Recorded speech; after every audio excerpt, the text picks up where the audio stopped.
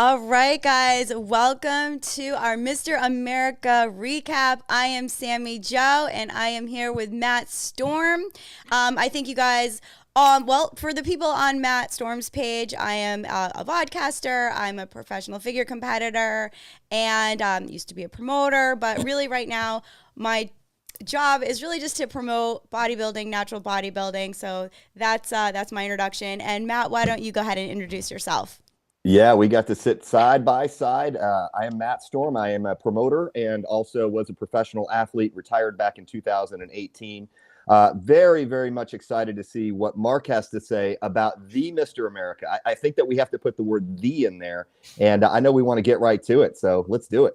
Absolutely. All right, we're going to go ahead and bring Mark in. Let's see here. Hey, what's going Hey, on, guys? how are you? Good to see you both. You as Yes. well.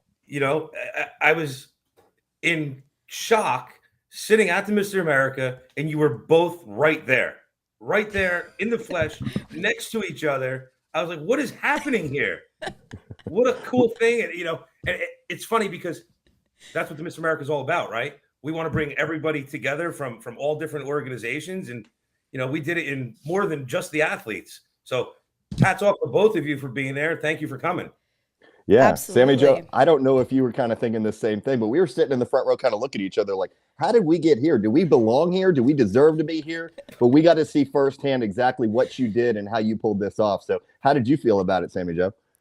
The entire event, I felt very honored to be there, but just to see these athletes, I'm going through my videos and pictures, and it just doesn't do them justice. Like these natural athletes that showed up and showed out, incredible. Showed up and But with that said, I want to give a quick shout out. There was a live stream this year. You guys know how much I love live streams, and I do. I'm putting the link right now in the YouTube and in the Facebook in the comments. If you guys didn't get a chance to see the show, I highly recommend you go back and watch the replay of the live stream. The price has been reduced, so you guys can watch it for $19.99, or you can rent it for like $10. So again, it is well worth it for you guys to see. It was an incredible live stream. So, and there was live commentary.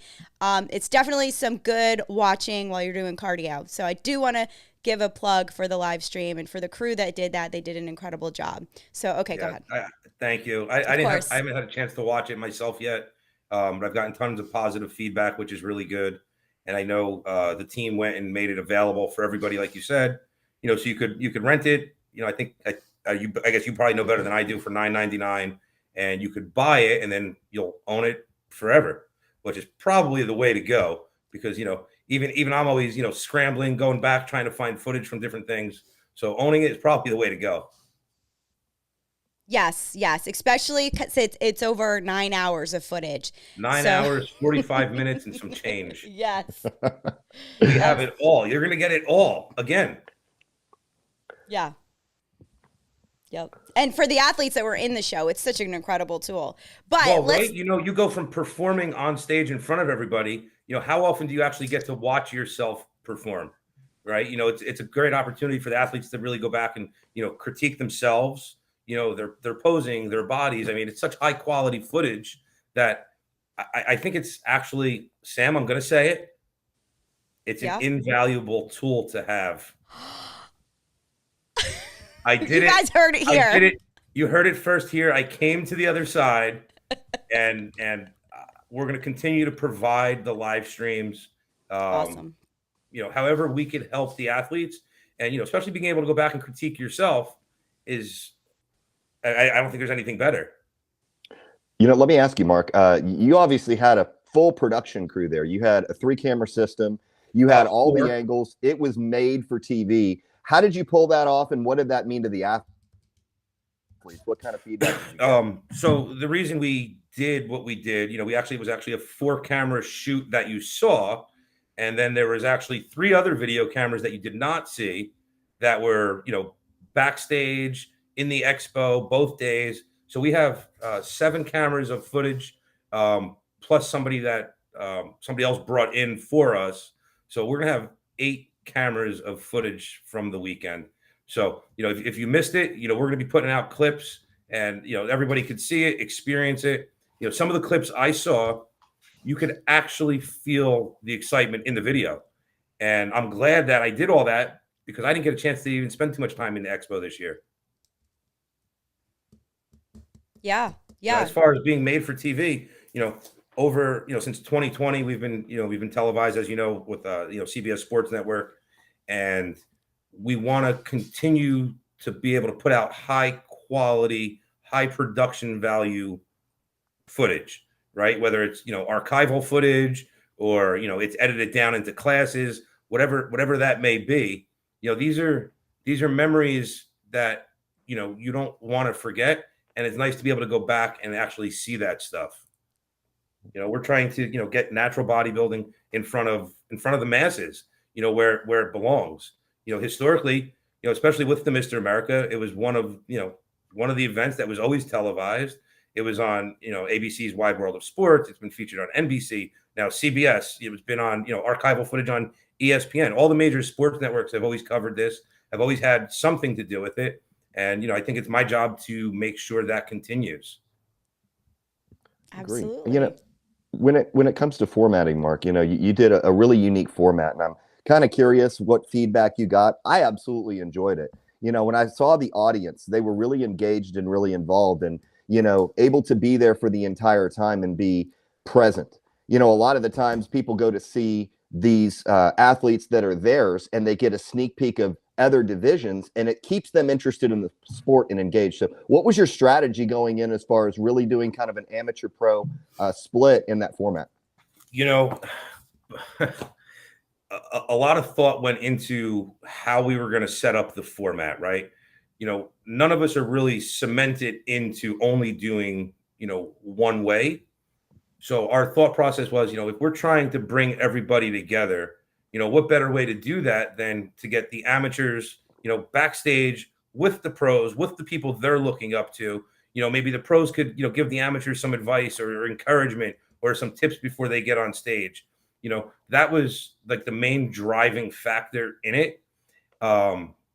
Second to that was we want the fans engaged. We knew we were going to be doing a live stream, so going with, formats that I've seen out there before, men first, women later, pros first, amateurs later.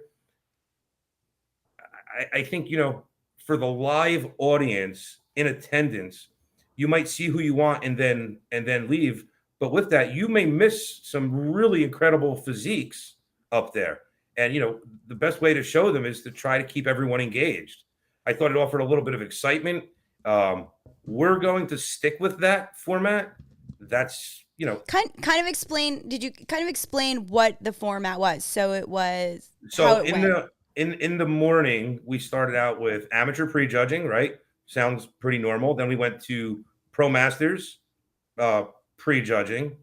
When we came back, we opened up in the afternoon, essentially, right? We had a short little break with amateur awards, one class or two classes of amateur awards. And then we went into the pro open prejudging. And then as that progressed, we then started mixing in the awards from the rest of the amateurs, the pro masters. So the show ran. I loved it. I absolutely loved it. Crystal Woods, she chimed in and she says the format was absolutely unprecedented and fabulous. And I think that when you're getting other athletes in the audience liking the format, means you did something right. So, Sammy Jo, I'm curious, Yes. when you saw the formatting, did you have a question about it, or did you know it was really going to work for this show? I didn't know the format until it was happening. And I actually enjoyed it because I get so drawn into prejudging. Like you saw, both of us were sitting next to each other for some of it. I mean, I'm like totally focused on what's going on. I'm quiet. I'm focused. Then once they start to do the awards, I can kind of take a breath and I can talk about what I just saw. I'm still paying attention, but it's like not as intense. So for me, it was a great mental break because I got to do a little bit of both. A little bit of socializing, a little bit of chatting, and then really focusing in on the prejudging. I don't know. I enjoyed it as in the audience. I enjoyed it. And to your question, Matt, you were asking, what kind of feedback I got. The very first person that I saw that I discussed this with was not happy with me at all, was not happy with the format. And I listened to his points, but I didn't waver. I'm glad I did what I did. And after that conversation, I walked away feeling a little, I don't know, maybe a little bit bad about what I did. And then I started hearing from athletes Right. and audience. And I'm like, you know what? I did this for fans. I did it to keep the athletes together. It worked exactly how I wanted. I got the effect from the athletes that I wanted. I got the effect from the fans that I wanted.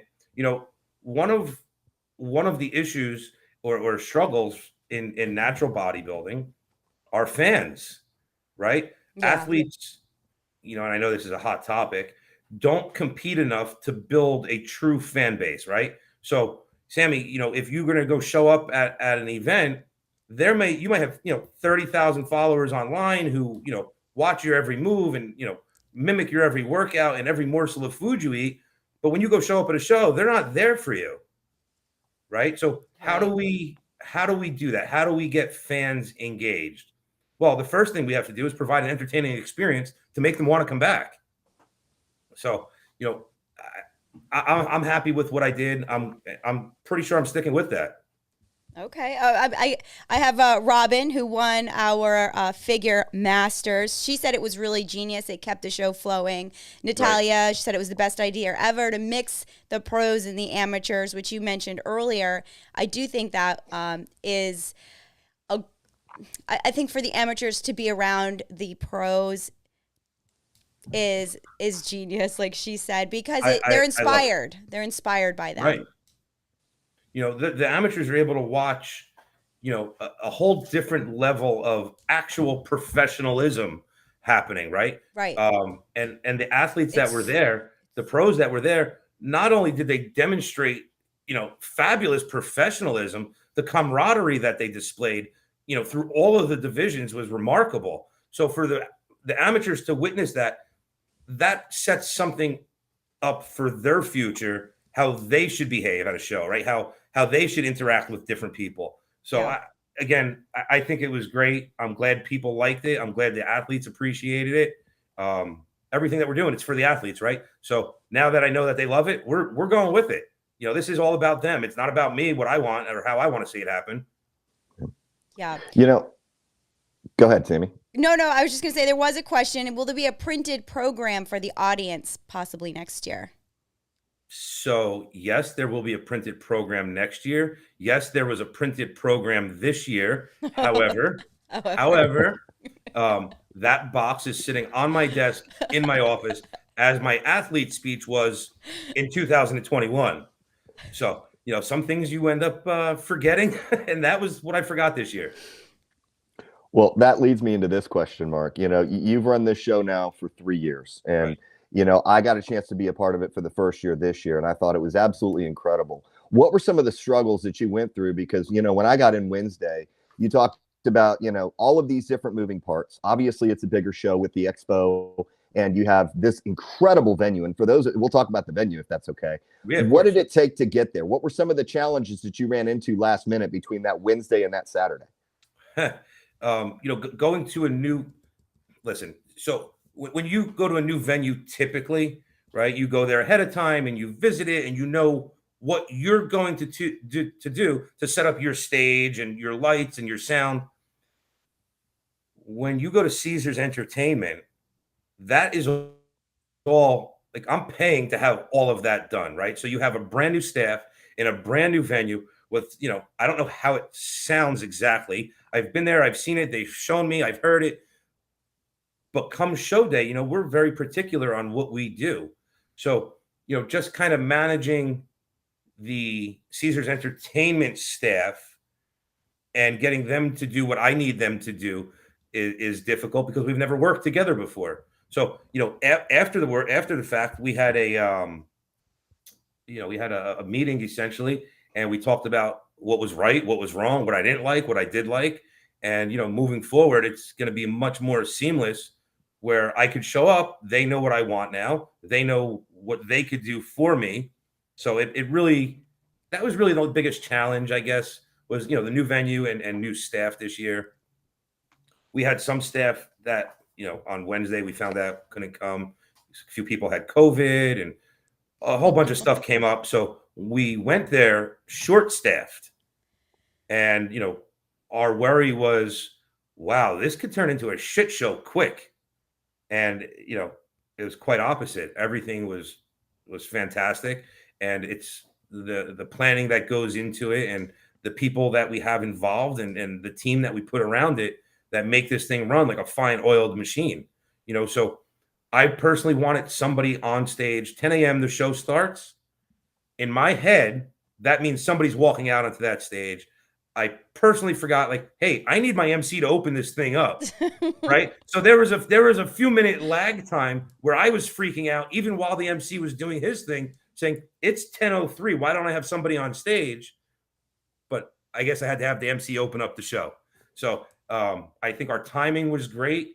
What we did behind the scenes, as far as knowing the times that the classes were expected to be on, wasn't perfect, but we were better than 90%. So everything, I couldn't be happier with the way the show ran. And I guess that just comes with, proper planning, right? Yeah. So I got let just me a ask couple. you this, Sammy Jo. Yeah, go ahead. Well, I wanted to ask you, there were some celebrities in the building. Michael Ahern came in with Mona, which was incredible. Yes. Huge influencer and, really a part of this. And I think about seeing Carla Dunlap, and this is before we get into the athletes. Carla Dunlap inducted into the Hall of Fame, and I see Tom Platz as a judge, which, by the way, I think so many people were impressed with the caliber of celebrities that you brought. Really kind of put the icing on the cake. Sammy Jo, did you fangirl a little bit like I did? Because I was fanboying like crazy. Okay, yeah, like this is no secret. I think I've already told Mark and his crew this. Michael Ahern was in my dorm room, like, one of the posters. So yeah, of course, total fangirl. Well, and to that point, something that Sam doesn't talk about very often, I'm not real sure why, Sammy Jo was the host of Jim Eat Repeat, The Journey to Mr. America, that appeared on CBS Sports Network. And she did have a chance to film with Michael Ahern in Venice, California last summer. Very cool. Yeah. So don't let her kid you. She's been around Mike a bunch of times. Yeah. So I'm blushing. You're blushing a little bit. Yeah. So Mike Ahern is a huge supporter of the Mr. America, a huge supporter of bodybuilding. It totally makes sense to, have him there. I wanted him there. He wanted to be there. Last year he did the commentating for us on CBS Sports Network. We had him in one of the episodes of the reality series. So Mike is going to be a long-term fixture with the Mr. America. And, we absolutely love having him. We're honored to have him. So same thing with Tom Platz, moving forward, Tom's going to be very heavily involved and more out there and doing things with us. Carla, she had a fantastic time. It was super important to me to honor the first Ms. America, right? The sport's drastically changed since women entered it. And I don't think the women get enough credit for what they're doing. The women sometimes could be more of a driving force behind the sport than any of the men, right? So to not pay respect to that history would be a travesty. So her being the first Ms. America, the accomplishments that she's had, she's the only woman to ever compete in the 70s, 80s, and 90s. And by looking at her this past weekend, I think she might be able to compete in the 2020s pretty soon. I was going to say that. Right. She's phenomenal. But yeah, so we inducted her into the Mr. America Hall of Fame. Last week, we also inducted two other people that I do have footage from that I have to get out ASAP. Don Howarth and Frank Zane were both also inducted into the Mr. America Hall of Fame. So we have some video from that. And, Eric, the trainer played an intricate role in making that happen for Don. And Michael Ahern, helped us with Frank Zane, because they're local to them, so we were able to make that happen. And like I said, we forget Real how we quick, got here. I do want to, real quick, while we're talking about the Frank Zane, I want people to understand, go follow the Mr. America YouTube channel, because if you guys kind of missed that, it is up there on the YouTube channel, Yep. where you can kind of see Michael Hearn presenting him with the achievement and the ring. And it's a really beautiful, touching moment. So there's a lot of really fun clips, and I can't even imagine how many more are going to be up there. So definitely go to Yeah, the Mr. America YouTube channel. thanks. Okay. Yeah. And we're going to keep doing that. Every year, we're going to be, bringing up for nomination, and we're going to talk about it with our Hall of Fame committee. And it has to make sense for us, right? Like, you don't just get into the Hall of Fame because you competed at the Mr. America or because you won the Mr. America. We're looking for those stand out athletes from the past that are actively. When I say actively, I mean actively. Like Don Howarth is still training people. Frank Zane is still doing posing for people. We want those people that have continued to contribute to the sport of bodybuilding and encourage that healthy lifestyle, encourage, that physical culture phenomenon to continue. Yeah. They're perfect examples of what, Mr. or Ms. America should be. The title doesn't make the athlete makes the title, right? So when I tell everybody, like, hey, you have a big responsibility this year as, walking around as a Mr. or Ms. America, I'm not sure if they get that, but we're watching, and we're watching what they do and what they do with that title. And, we're hoping they all do, good for, our industry. We hope they do good for health. We hope they're inspiring, the youth and pushing that healthy physical lifestyle that's so important now. Speaking of a Miss America, Sammy Jo and Mark, Melody Farkas, she ended up winning women's bodybuilding. She said, "I want to compliment the staff, expediters, and others. They were so kind and helpful. Best staff ever." When we think about some of the winners, I was looking at the classes, and Sammy Jo and I were like, 17 in pro figure, really? And then you look at bodybuilding with Meshack and those guys that they had to go up against. Man, so many incredible athletes. And a lot of people say bodybuilding is dying. I saw natural bodybuilding actually thriving. And so I'd like to speak to the athletes a little bit and get your take. What did you think of the quality of athletes? Because I saw this as 5 steps above what I normally see at a show.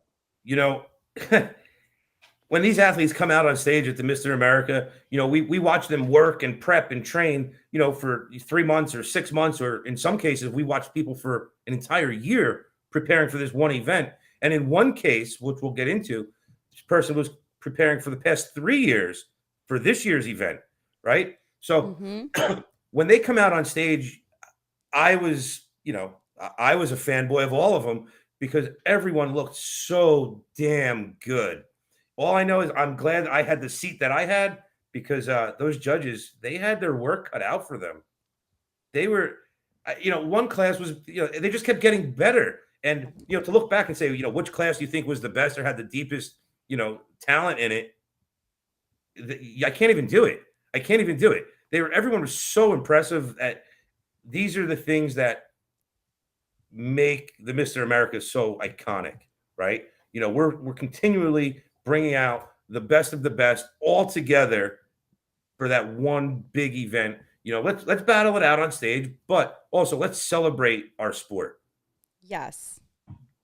Really quick, while we're talking about champions, I do want to take note that we had Dr. Jay Wright, 2-time champion, and Arias Norris, men's pro physique, 2-time champion, and Nicole Goodnow won 2 years in a row, 2 different categories. 2 different divisions. Right. Yeah. But she also had the 2. So I just want to give those 3 athletes just like a huge congratulations. And, their loyalty to the Mr. America, right? Like they're coming back, they're defending their titles. Right. Really, that's what it's about. And I hope to see all of them there next year. Yeah. Well, how could you not defend that title, and to win it 2 years in a row? You guys ready? It hasn't been done in 81 years. Wow. There were some reasons for it, but that's how long it's been. So these athletes on my notepad that's labeled Hall of Fame nominees, those are the names that go into things like that, right? And at some point, we hopefully we all get there, they'll be ones nominated. Like, these are huge, huge accomplishments. I don't think we need to glaze over this either. Frankly, the gravity of this situation is an international show at this point.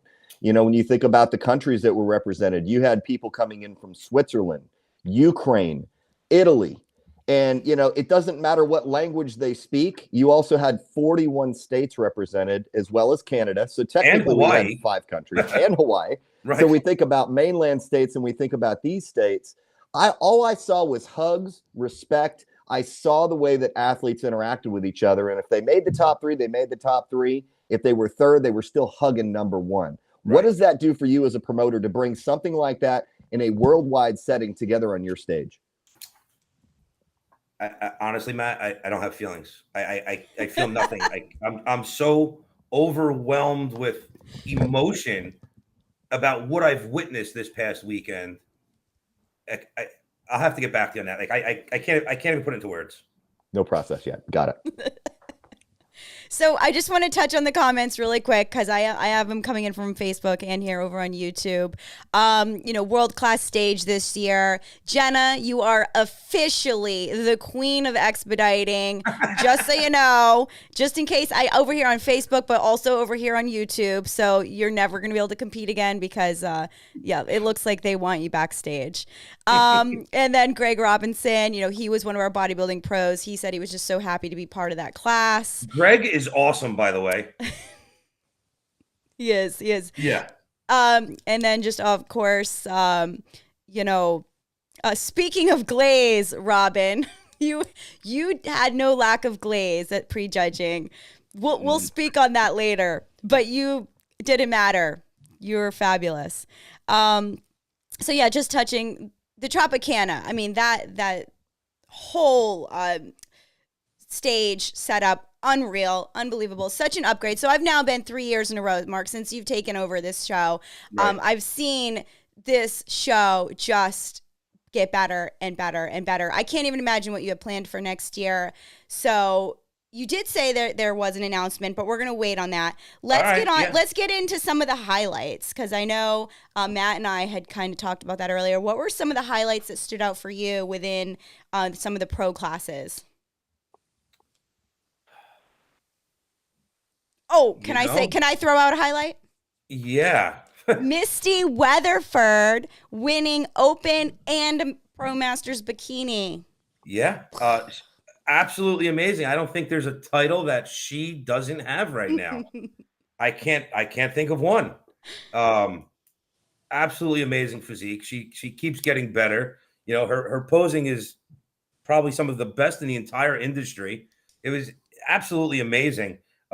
Seeing that, that is definitely a highlight, right? Because you not only do win one class, you win both classes. That didn't happen, I don't think, in any other division where, somebody in Masters won in the Open. So yeah, that was really impressive there. Seeing Levi and Prince Bada and Mishak and guys like Kent Beerley on stage all together, like, those are moments that I'll never forget. It was. Did you see the pro bodybuilding hug? Did you see that? Like, there were so many great things that came out of this event that I'm going to keep that, near and dear to my heart. And I don't know if it'll ever be replicated, but given the spirit around the Mr. America and what we're trying to accomplish with it, it's most likely going to happen again. Well, your highlight, Sammy Jo, what was your highlight as far as the athletes and kind of what you saw? So I've seen so many of these athletes I've seen compete, and I've been following them for so long, but there were a lot of people that I had not seen in person in the men's bodybuilding. And that was mind blowing for me, just to be right there, front row, seeing these athletes that I've only heard about or seen on social media, but seeing them in real life was incredible. Obviously, Prince, Mishak, we had Corey was back looking better, bigger, better, leaner than ever. Corey has like almost a whole new man. Like as impressive as he was last year, when he came out on stage this year, I was just, holy fuck, he killed it. He killed it on stage. Yeah. Oh, sorry. Beep. Sorry. It's okay. So impressive. So impressive. Absolutely. And you know who else? So last year we saw Scott Bargeson get his pro card at the Mr. America. Yes. This year he comes out on stage, as classic gets, and he gets second to Jeremiah. That kid has the brightest future ahead of him than I can remember in recent times. Like he's going to be that athlete that everyone needs to be watching. I'm a Scott Bargeson fan. I've been a Scott Bargeson fan. Scott Bargeson's got my vote. I hope he comes back next year because the title has his name on it at some point. He just jumped in. Hey, Scott. Perfect timing. I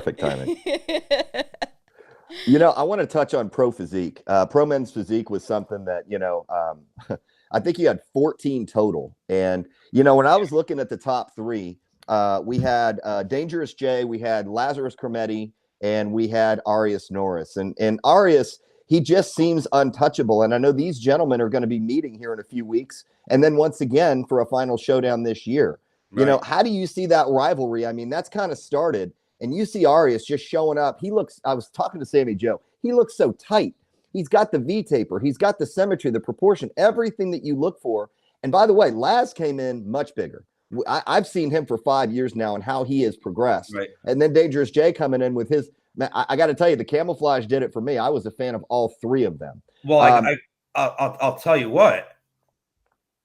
Dangerous Jay's routine, even though there's not much of a routine in men's physique, those are the things that win events like this, right? Those are the things that people remember. Those are the things that fans want to see. It was tasteful. It was classy. It expressed who he is. It doesn't get better than that. Agreed. And I want to touch on classic figure for a second. We don't see a whole lot of that in mainstream. I think that the one piece is kind of making a comeback, so to speak. What was really the genesis for that? And how is that growing? And how do you see that kind of progressing in 2023? I'm a huge fan. A figure, typically when figure first started, right, you had a one piece, round, and then you were in a bikini, right? Then you were in a 2-piece round. So it only makes sense to continue with that. It's such a beautiful look for the ladies. We allow, if you're pro and you want to do that, we allow, you could cross over and go into that division. We're trying to grow it. We had a much bigger classic division last year than we did this year. However, I found out the reason for that. Not everyone could get the one-piece suits made. So if anybody is looking to do that and you can't find the one-piece suit, let me know. I could direct you to a couple designers that could help you along with that. But it's such a beautiful division. I really like it. It really is a great throwback for the figure division. I would love to see every figure girl doing that also. Agreed. I loved it. Sammy Jo, what was your take on figure overall? So the figure open overall. I was that was a tough class for me. I had, again, I had it wrong. I have a personal friend that I knew a lot of the girls. I follow a lot of them. This is why I don't judge, by the way. I could not judge. I'm too emotionally involved in this, but I didn't have it. I didn't have Sam, not for nothing. Does the world know that you were also on the judging panel in 2020 and how great you did there? It was stressed out the whole time, but did fantastic. Stressed out. It was much easier in 2020. I've had 2 years of investing myself in this sport, and it's ruined me as a judge, at least at the Mr. America. So I didn't have the figure class right. So I'm just gonna say that. But they were all amazing, all incredible. Yeah. Figure is one of those classes that I hold very close to my heart, for a variety of reasons. Everybody brings, forget the quality, right? Everybody's top notch up there. All of them. In figure, there's certain things you're looking for, right? You want those big round shoulders, nice round quads, that tight waist. You want great V taper from the back. You want to have that balance. Figure, to me, listen, before bikini came along, figure was it, right? That was the look. That was the look all of the women strived for. So to get too far away from what figure should be versus what it's become in some organizations or divisions, we're not looking for that overly shredded look, right? We want those nice round muscles. We try to stick to the criteria as tight as possible. And we see shows around the country that girls come in absolutely shredded, right? Like they got chiseled jaw lines and the whole bit. Figure. Oh. All right, guys, that's it. We're done. Yeah. No. Yeah, sorry, I got a call. But yeah, and all the girls had all types of varieties of that to display on stage, right? So, for me, it could have went so many different ways in my head, and watching it, you could make a case for any one of those girls that were in the overall. Oh yeah. You really, really could. And when you get to a top level show like this, I guess that's the way it should be, right? It should be a hard choice. It's the judges have to make those decisions. And, obviously, it's hard on the people that lose. It's hard for, to tell the second place person, like, hey, you got second because of this, or, you got fifth because of this. Like, they're all so damn good. Yeah. But it still has to be judged, right? Yes.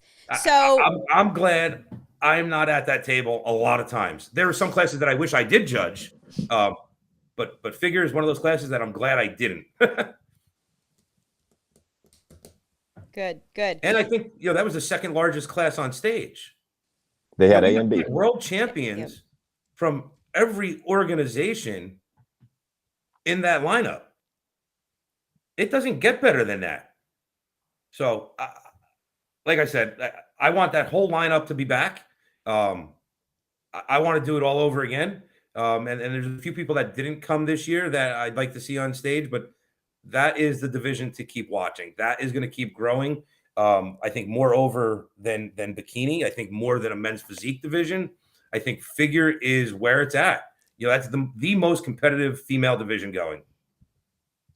I like it.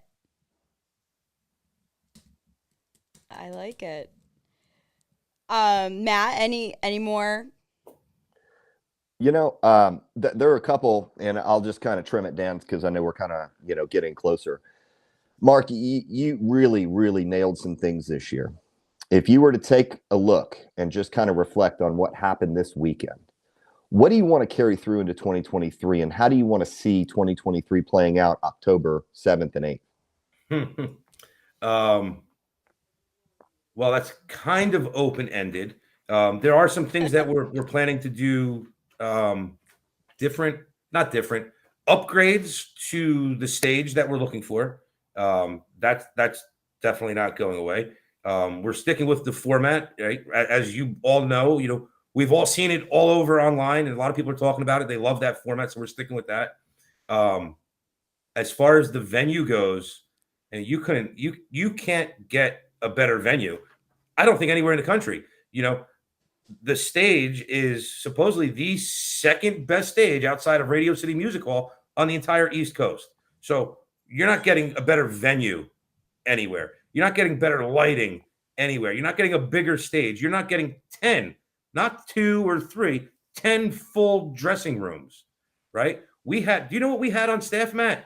Downstairs, not only did we have, our makeup artist and the tanning crew, we had a seamstress sitting in wait in case somebody's suit broke.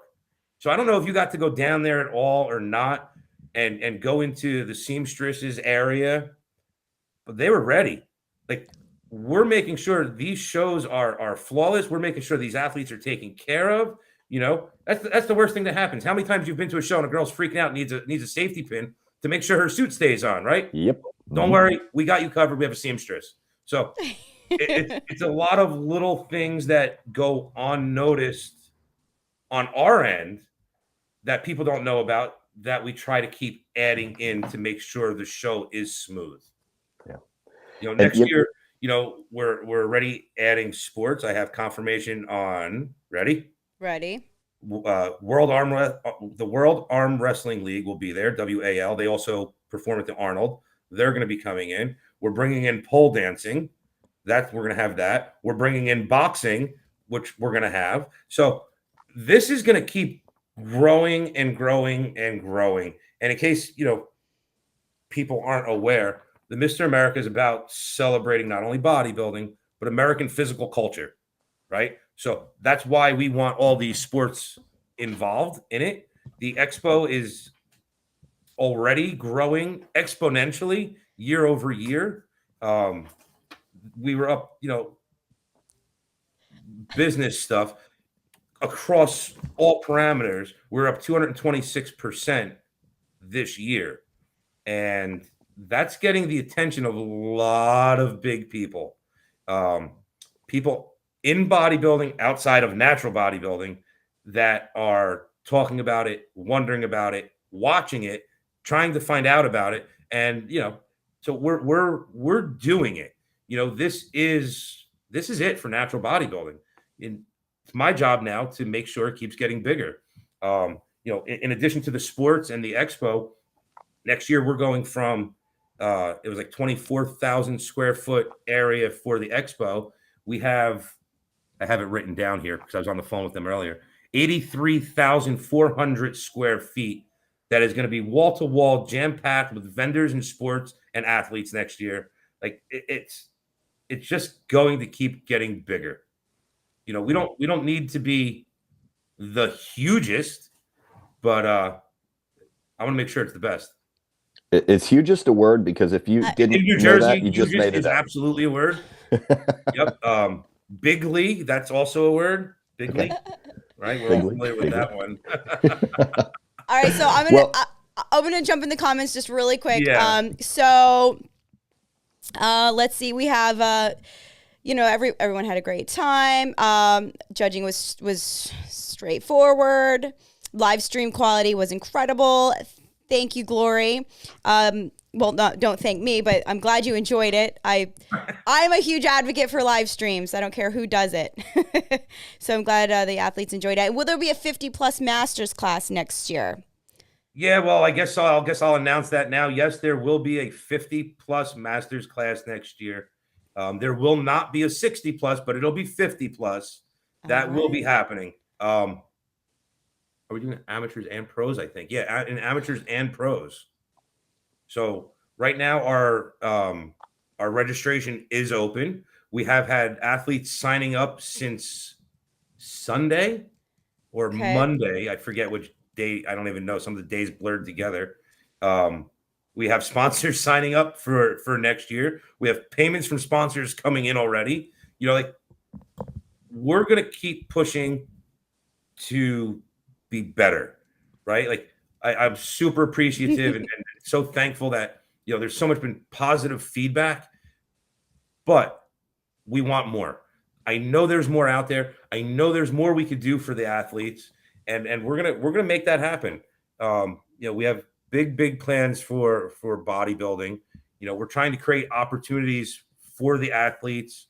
Right now, I'm not going to put his personal business on blast, but we do have an athlete who's being paid to compete at shows by organizations. So this is going to get to where it needs to be. And we all just need to keep working towards it. So when I heard that, I was just like, this is what it's all about, guys. This is it. Right. If you're associate yourself, I guess, with, the right things, and, you're a good moral character and you're a kick-ass athlete, there's going to be good things coming your way.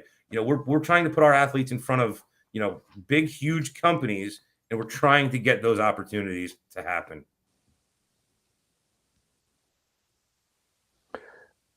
So, I guess knowing what you know now, moving into 2023, you're going to make it bigger and better.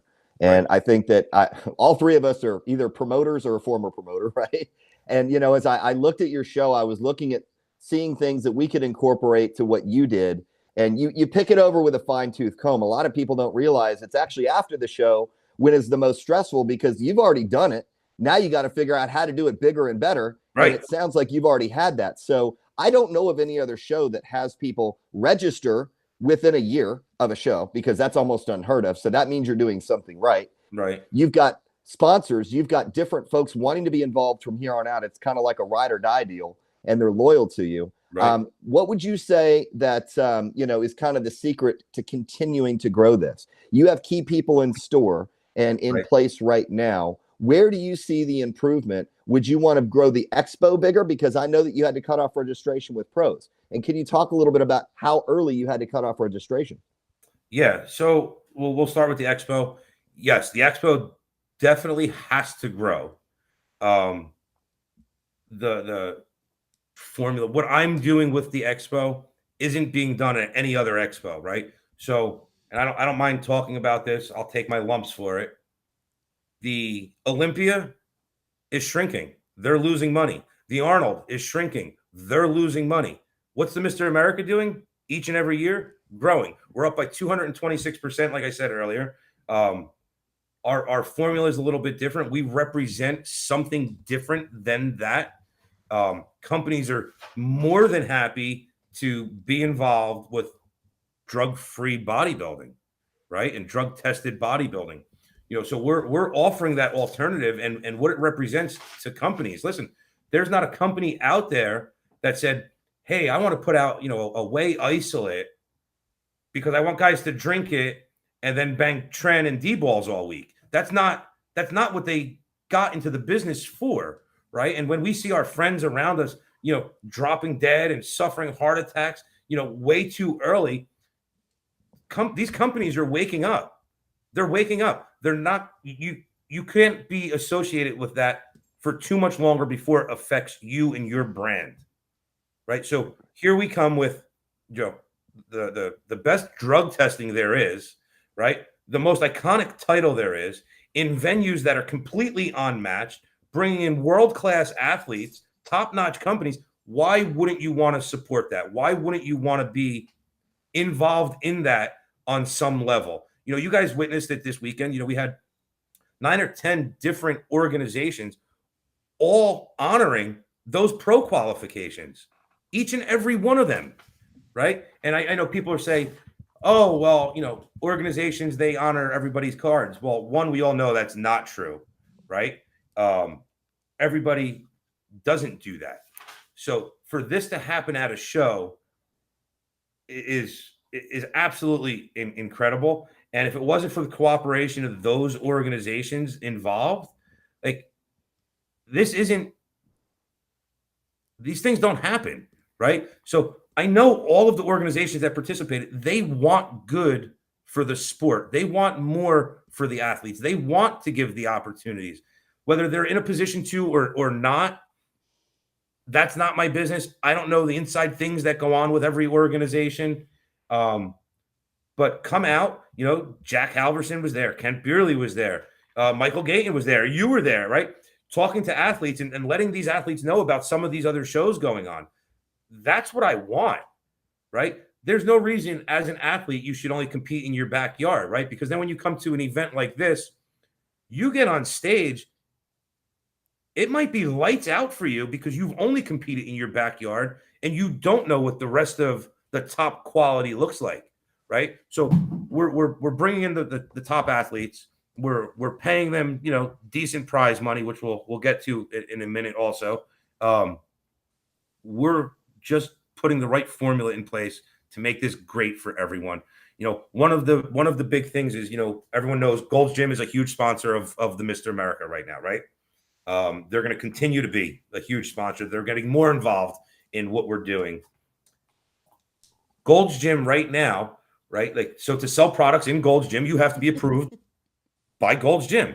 Well, Gold's Gym was there, and they made connections with some of the other companies that are there that will now be selling products in Gold's Gym, right? So not only are we lifting the human spirit with athletes, we're doing that with the companies that are involved with us, right? We're going to be able to push the companies upward. We want to give the companies a leg up. We want to give the sponsors a leg up. How could we help you? And that's what we're doing, right? The other side of the ball game is, well, I need you to sign a 3-year, $3 million sponsorship deal, and you can't go sponsor anybody else. Like, that's what's happening on the other side of bodybuilding right now, right? That's not what we're doing.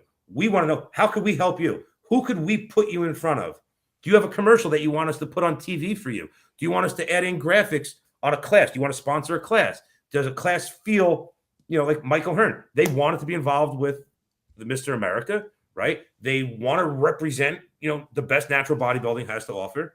So, of course, it's fitting for them to be the pro men's bodybuilding sponsor, right? So we're trying to elevate and lift the spirit of everyone involved. We're going to keep doing that. This isn't about the bottom dollar. This isn't about profit and loss statements. This isn't about, how many people we put on stage. It's more about how could we help elevate you and what you're doing. So we're sticking with that. It's the right thing to do. It's the right side of the sport. And without the athletes, without the sponsors, these things do not happen. So why wouldn't you want to start taking care of these people better? I agree 100%. And Sammy Jo, I'm just going to put it out there. This is my last and closing and final statement and or question. Marc Tauriello, you had sumo wrestling. Yes. So I'm just curious if you might have sumo wrestling for 2023. Will we see a celebrity match between Marc Tauriello and Mike O'Hearn in the sumo ring? We can't disclose everything that we have in the works. Mm-hmm. But I will tell you this: if you missed sumo this year, you don't want to miss it next year. You missed a lot. You missed a lot. So, when we tell people like, hey, we have all these great things going on, they're really, really great things going on. When I say you don't want to miss this event, it's not a tagline that promoters always use, right? Hey, this one's going to be epic. Hey, this is going to be the most epic show on earth. Like, no. This is really happening. And if you saw sumo, I'm assuming you saw Filipino stick fighting also. I was by your side. I wanted to see it. I was too enthralled with the show. I had a hard time going to the expo. So no, listen, I plan to see it next year. Full contact Filipino stick fighting. Like, this is the real deal. When we're putting on a sports expo, we're putting on a sports expo. Well, you have a we had to have we had EMS on staff throughout the weekend because of some of the events that were going on. Like, there was no pulling off the event without having, emergency medical personnel right there. So, Daryl DeVore, there was a separate live stream for the expo. Yes. It was Sunday. on YouTube. Yeah. Right. On Sunday, there was some stuff going on. So I believe we did strict curl and the powerlifting. So yes. I think that I haven't seen any of it. I saw it on my Vimeo. I know it's there, but I didn't watch any of it. So you have, Mike Newman. He wanted to put his 2 cents in. You should have pro wrestling at the expo. Some guys just want to really let the cat out of the bag on things, but that's okay. I can tell you this: we have plans to exponentially make this bigger and more family friendly. We're getting more people involved. We're getting more age groups involved. Well, shit, I'll throw another one out there. There's going to be the American Cornhole Association will be holding a very, very, very large tournament at the Mr. America next year also. Okay. So we're not stopping. We just have a lot of things to do, and we've already started, right? So we have 362 days 361 days before next year's event. And each one of those days, literally each one of those days, we're doing something for the event. I have a meeting in Sunday, 3 states away, that I have to be at. And it just has to be on a Sunday because of my schedule. But I'm doing that on a Sunday when I should be home wrestling. This event, it's already started. Yeah. Well, I'm ready to roll. I want it to happen next weekend. We have so much fun stuff ready to go. Like I want it to happen right now. So we did, Glory said that the world record was set in strict curl. And I do want to say, I know that Alistair Nash broke the local record, I think the New York State record. So congratulations to him. So, here we go. So let's jump into that real quick. Yeah. We talked about, and as you remember, Sam, our bodybuilders athletes, right? We spoke about that. We put, 6 athletes through, an obstacle course essentially last year to see how they would perform, right? And Jenna, the muscle Tauriello, she came away with the win, crushed it. right? But now you come to a sports expo like this, you have Alistair Nash, who's a bodybuilder who just set a New York State record. You have Heather Flotman, who got, I believe, 2nd in women's bodybuilding. She was doing strict curl. You have Rianne, who won Miss Figure America. She was performing in CrossFit. So and she crushed it. And yeah, she crushed it there. She won a whole bunch of first places over there. Like, yeah, bodybuilders are athletes and they can perform. And this was, the show to do it at. And more of them are coming. We had a plant-based Giacomo came, and a bunch of his athletes, they did bodybuilding, they did CrossFit, they did strongman, they did powerlifting. Like, they were all about it. Yes, there is a huge crossover from bodybuilding to all of these other sports. I want to keep that going. Yes. Let's see. Okay, real quick, because there was a few things floating around. I had kind of alluded to this on my IG account earlier. A few things. We all follow social media, I think the 3 of us, and we've seen some comments and some conversations come up. Did you want to address those here? I know the athletes aren't going to ask it in the comments. Thank you guys for being so politically correct. But is there anything that you've heard or seen that you might want to address here while we have everyone watching? So I'll put it this way. I'm an open book. If anybody has questions they want to ask, anything that they'd like to address publicly or privately with me, I am 110% wide open to answer those questions. I've seen, stuff about, drug testing and drug use and people that have failed tests in the past. I've seen it all. I've heard it all. I know about it all. I have no problem talking about it. What I do have a problem with, if other athletes are talking shit about athletes that are on stage, they don't deserve to be a professional, because that's not how a professional carries themselves, right?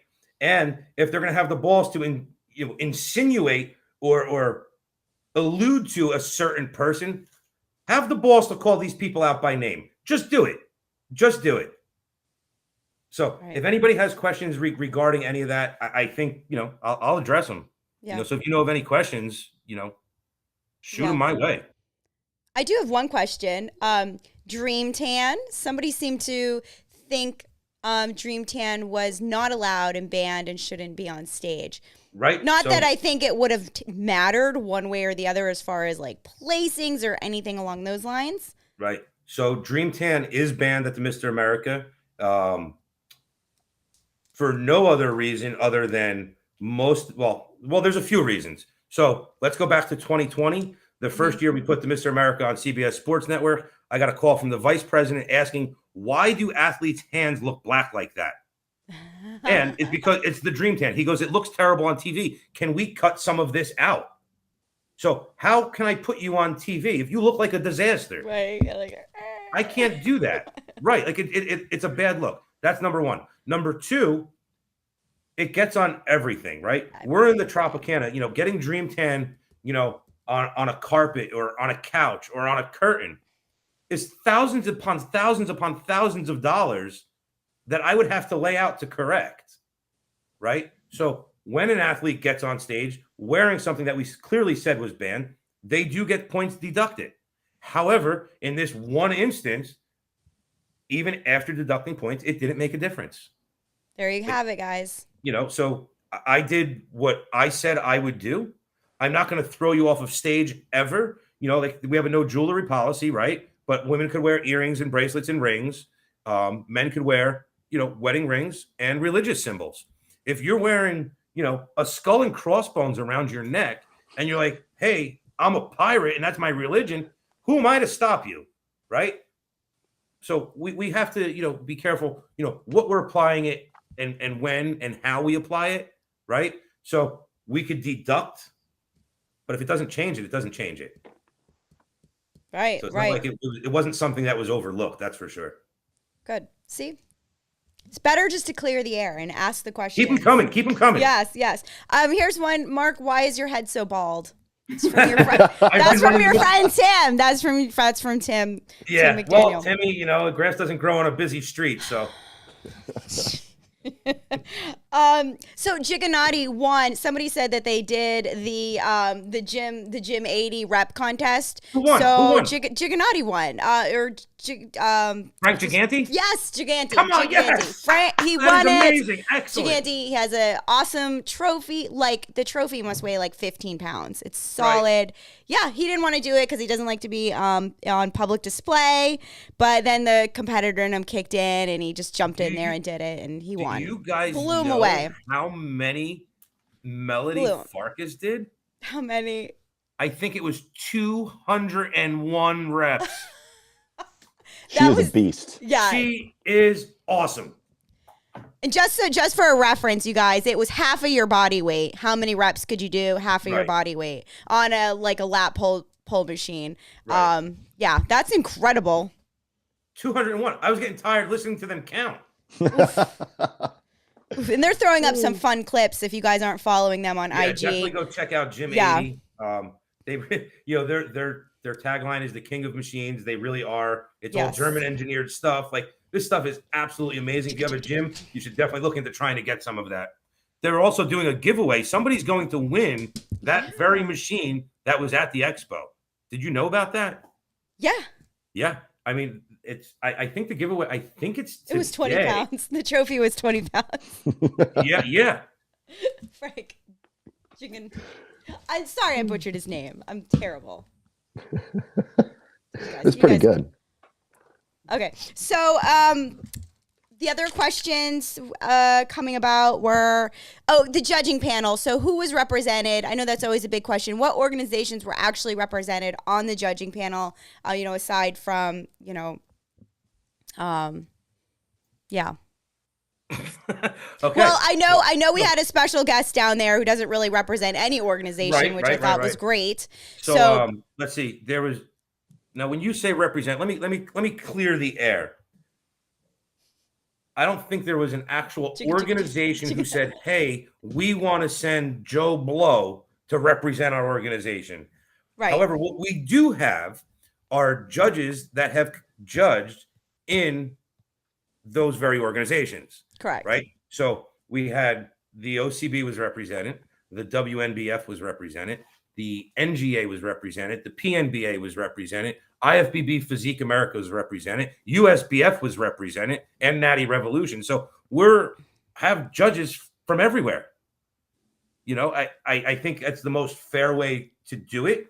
There are no biases towards certain organizations. And by having 7 judges, right, you pretty much eliminate that anyway. So if you want to give your best friend first place, most likely that's going to be one of those scores that get dropped, right? The highs and the lows. So having seven judges and representing multiple federations, I think is the really best way to do it. We just got another registration in.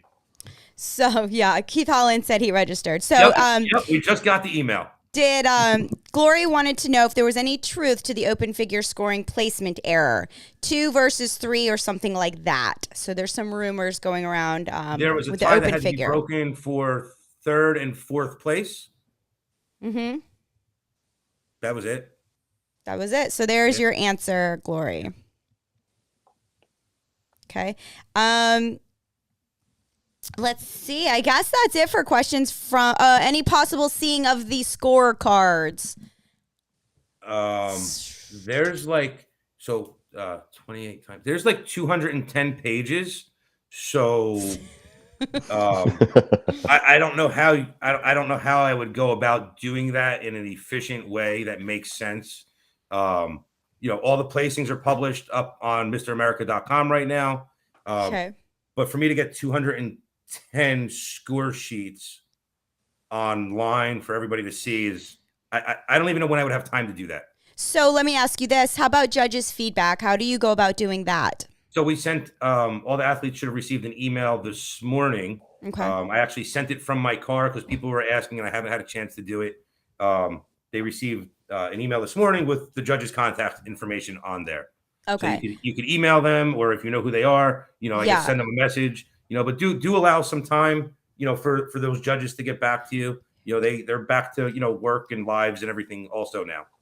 Yeah. Hey, Johnny. One thing that I did say in my email, and I think this is, good for any athlete competing anywhere. When you ask for judges' feedback, it's always best, give them your name, your number, the class you were in, and if you have a picture, right? It just jogs their memory, right? They see, 150 people on stage, like, we want them to know exactly who they're talking about. Absolutely. Now, when they're asking for the score sheets, these athletes want to see which judge scored them which way. I've never wanted to see that ever. I guess I think it sounds like the most craziest thing ever. I think it's a tough way to move on. You've both judged, as have I, right? I've been doing this so partially the reason that I'm bald is my age, but I've been doing this for a long time. The reason the judges score in pencil is because they're constantly erasing and adjusting and doing what they do. If I put out 210 score sheets, right? Let's just play this out for a minute. I'm going to put out 210 score sheets that highs and lows are crossed off, right? There's eraser marks. There's smudge marks. The next thing that comes out is somebody changed the scores. Look at all those eraser marks. Yeah. That's just like, it's a disaster waiting to happen, for any athlete who didn't get first place. It's going to be totally scrutinized, and I don't know. It's something that I don't think anybody does. Yeah, Kent says just placing. And I think that's a really good way of just kind of doing the placing. I mean, I see very few organizations who give you the exact details of every single scorecard. Yeah, that's like asking the judge in court, like, hey, what was going through your mind when you found me guilty? Yeah. And I know from experience, my scorecards have like all kind of like shorthand notes that probably would make no sense. I have them. No sense to anybody but me. We should release those. No, please, for the love of God. And you've got your doodles on there and happy faces. Yeah. No time for that. Not the way they judge the Mr. America. There is no time for doodling. Yeah, I don't mind addressing, a few people here and there, I have the binder out or whatever. I don't mind, letting somebody know, like, hey, you scored, 17 out of 20 perfect points, or, I can confirm that Judge 2 had you in 3rd place or 5th place. Like, if that's something I could do, I don't mind doing it. However, as like the days and the hours go by, my dining room does have to start resembling a dining room again. Yeah, so just real quick, I do see some figure girls in here watching. I made a comment that I didn't have pro figure, didn't go the way I thought it would, but it's been brought to my knowledge from several people that we tend to sometimes judge physiques that are similar to ours, which I probably, so I favored the physique, obviously, that was more similar to back in the day when I was stage ready, that favored like my physique. So, and I wasn't a judge, and I wasn't doing criteria, and I didn't have my judge's hat on. I was literally just a fan, like many of the people, just going through doing, like 1, 2, 3, like doing my own judging. So my opinion doesn't even matter. Just wanted to throw that out there because I know I said something earlier, and I didn't want that to upset anybody. Yeah. I just tend to lean towards, like last year, I loved Marianne Cook. her physique kind of favors something that was similar to mine, that type of thing. So right. Well, and most judges do that, and maybe not most, but I do see that in shows, and when you go back and look at scoring, like sometimes it does reflect. It absolutely does. Which again is why there's 7 judges, right? From different organizations, different walks of life, right. So we do everything we possibly could, as does every other bodybuilding event out there, to eliminate as much of that as possible. Yes. Yeah. No, definitely. I think all in all, judging panels are very, very, very fair. Yeah, I haven't. I honestly. There's Listen, I've been to shows with clients, and some people know who some of my clients are and everything. And I've left shows in such a bad mood that I would literally lose sleep for days over the outcome of a show because I just didn't see it that way, right?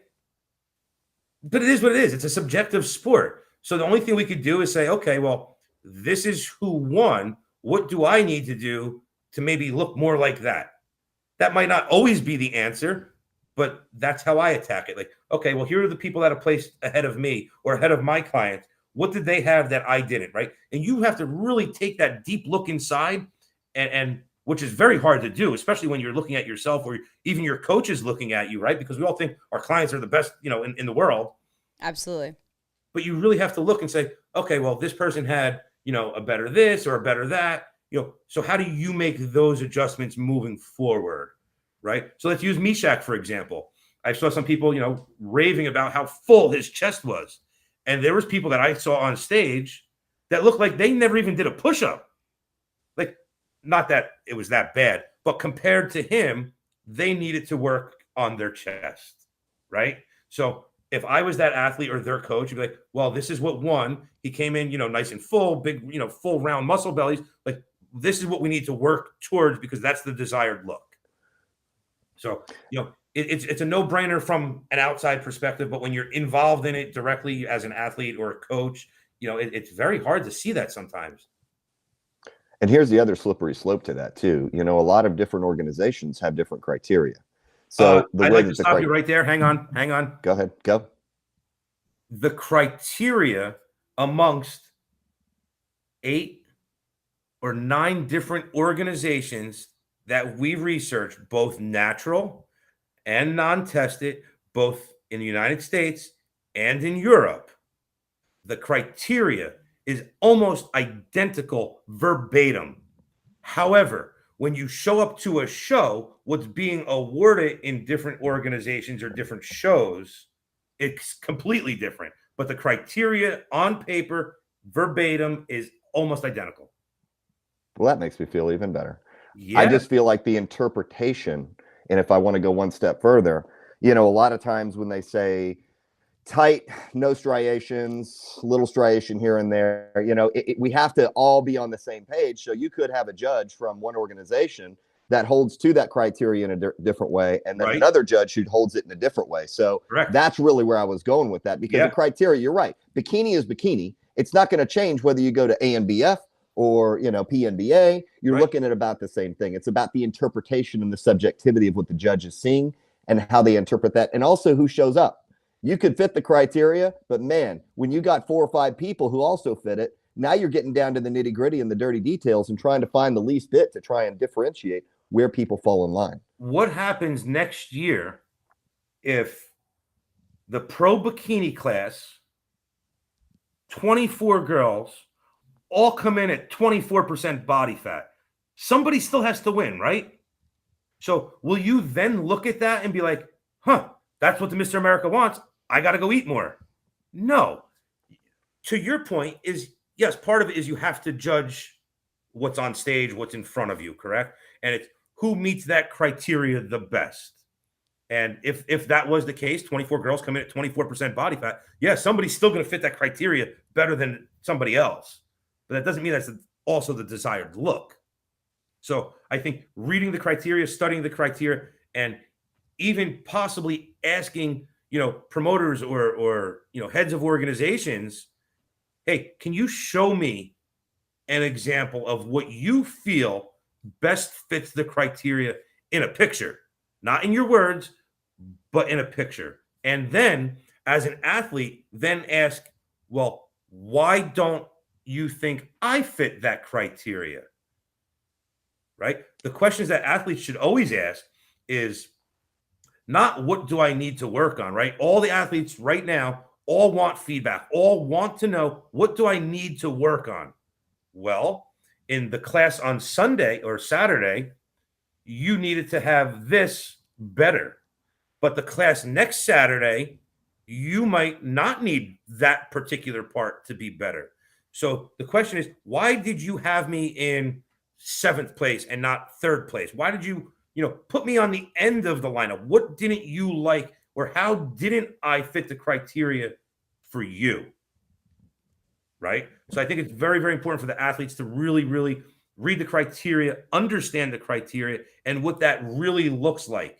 Not just look at pictures and say, Joe Smith keeps winning this physique show, in Missouri. That's what I need to look like, because Joe Smith in Missouri just might be the closest to the criteria than anyone else. So that leads me to my next point. And you hit it right on the head. I think different organizations have different caliber of athletes. Absolutely. So if you're going up against the same athletes in the same organization, you have a unique complexity in the fact that you've got all these organizations coming, and they might go take home a world championship in their organization. But when they get to a Mr. America stage, you have to understand you're looking at the best of every organization, not just one. And that's where I wanted to go. Well, right. And that's, one of the things that, I always want to address, and I don't do a lot of these public things a lot. When you come to the Mr. America, you're going against the best athletes from all of the other organizations, right? So just say you compete in XYZ organization, right? And you're winning your local show and your regional show and your state championship, and then their national championship, and then their world championship. You're over the moon ecstatic, as you should be. However, like you said, different organizations have different calibers of athletes, right? The WNBF Worlds bodybuilders look way different at that event than, XYZ looks in Germany or in Yugoslavia. Like, the athletes also dictate what happens. So again, you got to know the criteria. You have to know what you're really up against. You're not competing in your own backyard anymore, right? This is, for the lack of a better term, this is the big leagues. This isn't your backyard garden variety local organizational show. This is the big one, right? At the big one, you have to bring your absolute best, and then somebody gets awarded for that. I have a quick question. So speaking of that and bringing your best, so you did minimums, right? So you opened registration last year at the beginning of the year, and when the classes were full, you shut them. So my question is, and no offense to anybody, but I did see a few physiques up there where I was like, wow, man, it kind of stinks that they may have taken the place of someone else, right? I felt like maybe there were some other physiques around the country that could have had an opportunity to be up there. So would you ever think about making it an invitation only? 2020 was an invite only, which totally didn't work because most of the country was shut down while we ran the show, right? So I would think about it. However, this is another thing that, I'd like to discuss. Mm-hmm. We had 25 pros pull out of the show. 25. Wow. For a variety of reasons, right? People get sick or injured, or there's family emergencies and medical things, right? Well, those athletes also held places. Hey guys, keep the comments nice, guys. Keep the comments nice. Keep some of your opinions to yourself, like bad ones. Well, no, let's share those. We can share. Oh, no, it's all politics. No, it's not. Can't be political if you've got multiple organizations. So go ahead. Yeah. So where I was going with, as far as the invite goes, when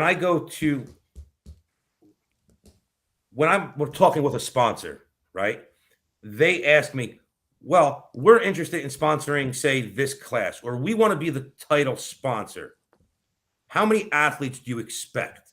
And I tell them, we expect, X amount of athletes in this division or that division, or that many pros or that many amateurs.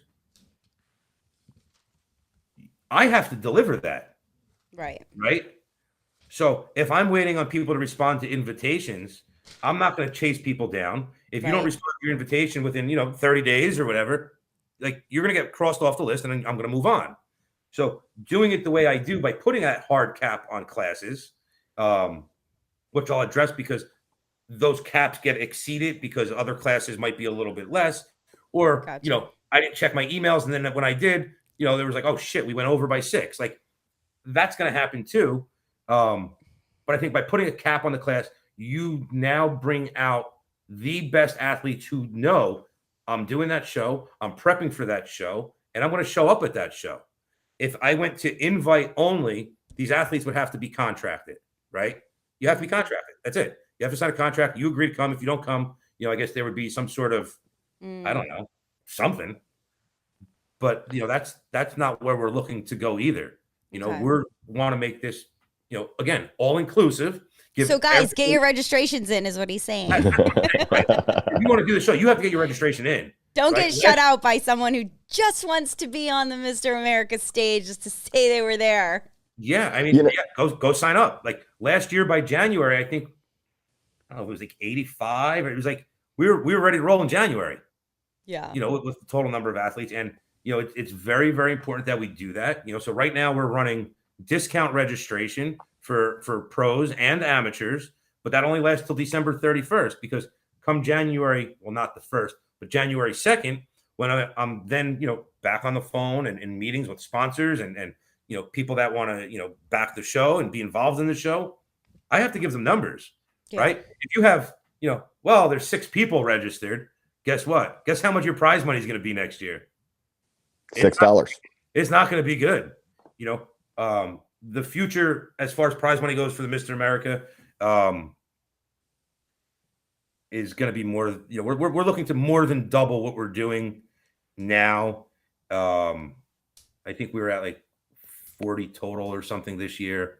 We're pushing and working for 6 figures for next year. Like, athletes got to get paid. Pros have to get paid. Love it. But you got to be in the show, right? Like, I can't present that to a sponsor if they're not. Yeah. So I just want to back it up just a little bit. I didn't want Glory to think I missed her. So is there a tabulator that the judges? Oh my God, absolutely. Yeah. She literally sat there and just adds numbers all day. Yep. Okay. Just want to get that out. And Ken Beerley, I think he might have just jumped in. There is going to be a 50+ Yep, masters. for guys just like him. For guys just like Ken. Oh, Kent's been on here a while. I see all his comments. He must be on yours. Okay. He's on mine. Yeah. Okay. And so, what do you think about this, Mark? Obviously, invite only is a little different. What about the top 5 get an automatic qualification or invite? Have you thought about going hybrid, or is it just completely open? Do I say it now? Is now the time to say it? I don't know. Am I leading ready you in? to talk about that just yet. Okay. We do have some plans in the works for returning winners. So there's something in the works. We're way ahead of the game, aren't we? Yeah, you guys are good. Oh man! But like I said, I'm an open book, and I don't mind talking about all this stuff. And like I said, there are plans in the works to honor returning winners. There's talks and plans in eliminating at some point registration fees for all pros. So those are the things that I'm working on. Because like I said, pros need to be treated like pros no matter where you go. Matt, you and I have talked at length about this. I'd love, every organization to literally honor a membership card. And not by saying, oh, you're a pro in XYZ. Sure, you could buy our pro card. I want to see the day where I show up with, ABC pro card at XYZ organization. And like, oh, you're good. Go ahead and register. That's what I want. That's where this needs to be going. These cards are costing too much money. It's a burden on the athletes. I get it though. It's business, right? And that's how these organizations keep their businesses going.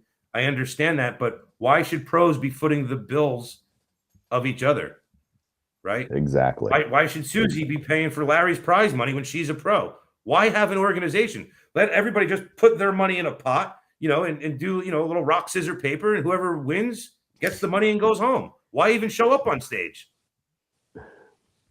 Couldn't have said it better. In the non-sanctioned world, it just doesn't compute because, we don't have that organizational support when it comes to that membership, but also we have the benefit of pulling. So if there's some unification to that and some movement in that direction, I think the sport in general is going to see better quality retention of athletes year in, year out, instead of just bleeding them dry. Would you agree? Yeah, no, you're absolutely right. One of the things that I do though, which I am absolutely hell-bent on it, every single pro athlete absolutely must have a valid pro card current with a natural bodybuilding organization, because we want to support those organizations. I don't want to take anything from anybody, right? So if that organization says you have to have a pro card, well, you're not going to get on my stage without it.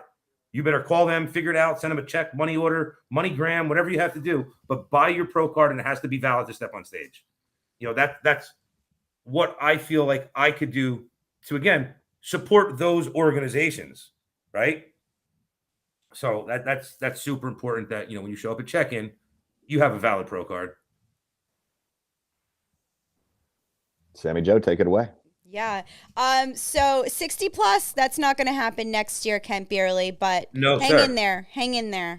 So let's talk about that. So if we go, 40 plus, 50 plus, 60 plus, 70 plus, the Mr. America is now, every Tom, Dick, and Harry can walk around with the Mr. America title. Absolutely not. Hell no. It's too important. It's too prestigious. It's too iconic. That'll never happen. Well, let's look at Matt. Was it Marc Tauriello? He won the Masters bodybuilding, but then he placed top 5 in the Open Pro bodybuilding. Right. Wow. And that was a deep lineup. So I guess huge congratulations to him. A lot of these natural bodybuilders, right? Like, you're not starting to peak until your late 30s or 40s anyway. Yeah. Right? We see guys, Philip Ricardo's in his 50s. Kent Beerley is almost 60. Like, these guys are holding their own. So is it really necessary to have another age bracket? Is it really, truly necessary when you want to compete for one of the most prestigious titles there is? It should be hard to earn. It shouldn't be something that's easy where anybody could just show up and walk away with that. You have to earn it. Mm-hmm. Yeah, Farizi's another one. Keeps getting better every year. Every year since 2020. Like, this guy's absolutely amazing. Yeah. Thanks, Greg. I almost left him out. So, yeah, you guys, this was amazing. So much information, so exciting. Like I said, we didn't jump really into the whole athletes, but I really just wanted to hear everything from Marc, from your perspective as a promoter, kind of all the inside stuff, address some of the concerns that athletes had, which is squashed, and that's great. I love that there's an open door policy and nobody's going to get blocked or canceled. No, not here. So you guys, if you ever do have anything or a situation, reach out to Marc, Jenna. Yeah, reach out to me directly. I take calls and texts and emails. He's a caller. Nope, doesn't text. He's a caller. He's a caller. We talked about that. Wow. On that note, Marc, I have to give you a compliment, because I remember about 6 months ago when we first met, I was kind of curious, and I sent you a message. Within 5 minutes, I get a call from this guy. I didn't expect a call. And, we got to talking, and then we hit it off right away. So, yes, you are a caller. I'm a caller. Sammy Jo's a texter. We get it. But I have to say, when it comes to athlete care, first-class promotion, you are the guy to make sure that happens. And that's one of the reasons why so many people – I saw you on the phone. I saw you taking care of business, doing the behind-the-scenes stuff during the show to make sure that the show ran as it needed to go. So it's great. Things that are important. We have to do it. We got to do it. And I just wanted to give you that compliment. Yeah, I was calling athletes. How about this, Matt? I was calling athletes that they couldn't find backstage. I'm going through my athlete list, trying to find phone numbers and calling them like, hey, your class is going to be on in about 35 minutes. You might want to get here. I'm going to go that extra mile. That's just me. Yep. And by the way, not once did I ever see you lose your cool. And I think that's kind of part of, what you talked about your career. There were times where I would have been like, okay, dude, that's it for me. I'm out. But you actually just stuck in. You were in the pocket the whole time. Yeah. And you were always asking. That's the one thing I mentioned. And Sammy Jo, I'll close with this. You said, you good? You got everything you need? I'm like, what are you talking about? What do you need? Don't ask me. I'm just a bystander. I'm a participant in watching. That's all I'm here for. Matt, not only do you have to take care of the athletes, like you have to take care of the guests and the fans and the audience, right? Like you're sitting there, if you're so in depth, watching the show, you might be like, holy shit, I haven't had anything to drink in 4 hours. Can you grab me a bottle of water if you see some?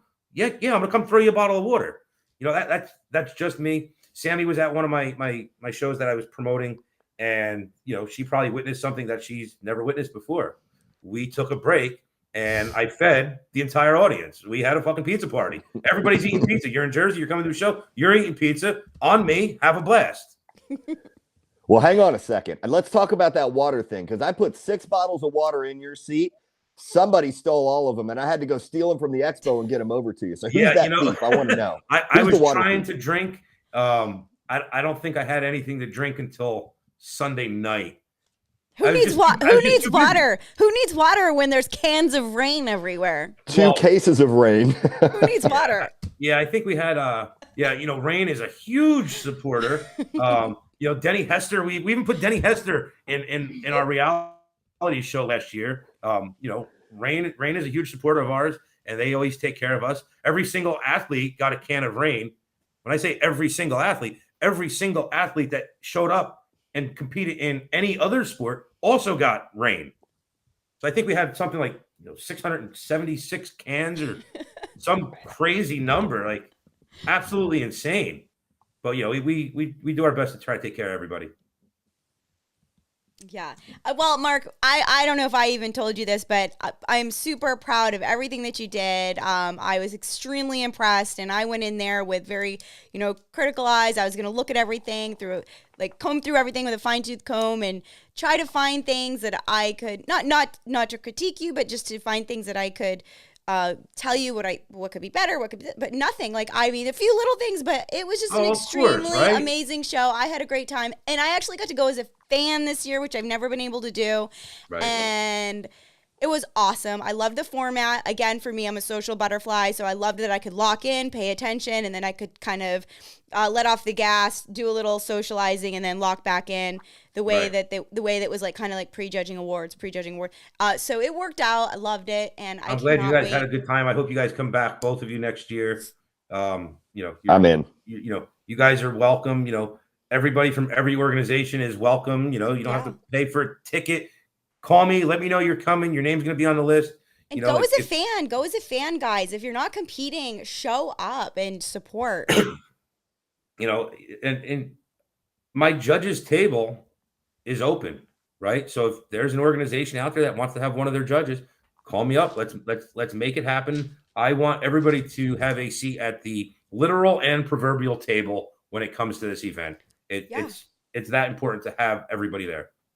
Yeah. Well, I can say this: I will be there next year. I wish we could book tickets a year in advance, but but you could register now. You could register if you wanted to compete. Oh man, this old body can't handle it. I saw some amazing masters, and I have to say they are a cut above. But Mark, I truly respect what you did and also what you're doing. And the fact is, I'm excited to work with you and see what you can do, for 2023 and whatever support you need, you got. So just want to thank you for the time. I greatly appreciate that. And, I'm open to help and suggestions, how I could keep making this better, what I could improve on, whether it's from, a president of an organization who was in his or her living room, watching the show, what they think I could have did better or different. They were watching. I know the athletes, wherever that comes from, I want to provide the best show for the athletes, for the fans, for the sponsors, for everybody involved. That's what I want. I'm not going to stop until we're there and beyond. And, it's a never ending, it's a moving goalpost that is, we're going to keep chasing after. Yeah. It's growing every year. I don't expect anything less. And again, thanks to all the athletes that participated this year, and for everybody that jumped in on the live and these live chats. Like, you guys, this is on like 5 or 6 different platforms, and I'm only looking at 2. So thank you so much for everyone that tuned in. And we will go back and manage the comments. If there's any questions we missed, I told Mark this at the beginning. You're going to have to go through these pages and pick up some of the questions and comments that we might have missed. You know, and like I said, people could reach out to me directly, you know, either, you know, through the Mr. America Instagram, through, you know, my gym's Instagram, Extreme Gym NJ, you know, Facebook Messenger, you know, whatever. I'm available, and I will get back to you. Yeah, and make sure you guys... And how can we get the live stream? Yeah, pick up the live stream. It's in the comments. MrAmerica.com, baby. Yes. And athlete registration is also at MrAmerica.com, and that is open and active. People are signing up, and next year is going to even be better. Yeah, don't sit on it, guys, because those classes fill up. Yo, Matt, you know, real quick, you did mention, you know, how we had the cutoff, and when did I cut off certain classes? Pro men's bodybuilding, I think, was in February. Pro bikini, that was like super early also. So like it was like 10 months out. Wow. Yeah, 9 months out. Like it filled up quick. So, you know, those pro classes, you know, if you're going to compete, you know, let us know your intentions and just get your registration in, you know. Don't be shocked if it's even sooner this year. In, right? So, you know, if you decide like, hey, I want to throw in a master's class later, we'll most likely be able to accommodate that. But because you're already there, right? We're going to, again, take care of your needs. Yeah. I was just going to say, don't be shocked if it's even sooner cutoff, because you've got I almost said a bad word. You got a lot of momentum going into 2023, and it's only going to get bigger and better from here. So if you're sitting on the fence, you might miss out. And that's the one thing that I can see. Yeah. Well, keep your eyes peeled over the next couple of months. You know, we're going to be announcing things as it comes up, and, you know, sharing some some information about some signed contracts that we have in the works, and, you know, different things that we're going to be doing. So just, you know, pay attention to that. It's going to be huge. All right. That's it, guys. Thank you. Thank you, Mark, guys, for having me on. I greatly appreciate it. Matt, Storm, and anything I can do to help moving forward. If you want me to drop any exclusive announcements, you know, I'm always here to help, and or collab with Matt Storm. This was super fun. Excellent. Yeah, this was a cool platform. Thank you. Yes. Thank you, Sammy Jo. Yes. Bye, everybody.